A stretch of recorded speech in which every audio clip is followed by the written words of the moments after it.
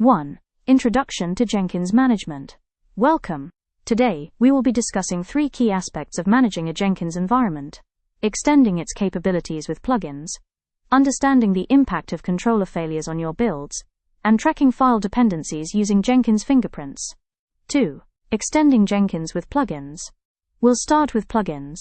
Jenkins is highly flexible, largely because of its ecosystem of over 1,900 community-developed extensions.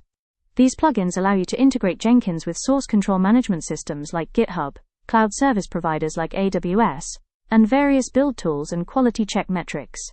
Under the hood, these plugins are packaged as JAR files, using either a legacy.hpi extension or a native.jpi extension. When you install Jenkins, you can choose to install a curated list of recommended plugins to establish a solid foundation, or manually select them based on your project's specific requirements. 3. The impact of controller failures. Next, let's look at what happens when a Jenkins controller fails during a running build. To simulate this, we can set up a long-running Freestyle project using a sleep 3600 command. If the Jenkins server is manually stopped during this time, for instance, by running systemctl stop Jenkins, the active build will be terminated. Once you restart the server and log back in, you will see that the job is marked as a failure. A critical limitation to keep in mind is that Freestyle projects permanently stop build execution upon a controller failure and do not support resuming tasks. Because of this, it is highly recommended to use pipeline projects for critical workflows.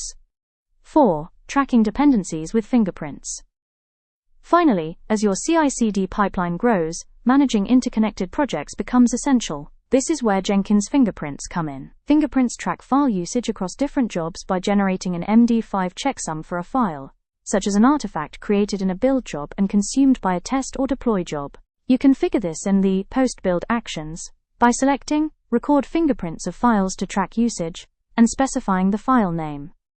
Once configured, you can click on the fingerprint link to see the MD5 checksum and a detailed list of all the jobs and build IDs that have utilized that specific file.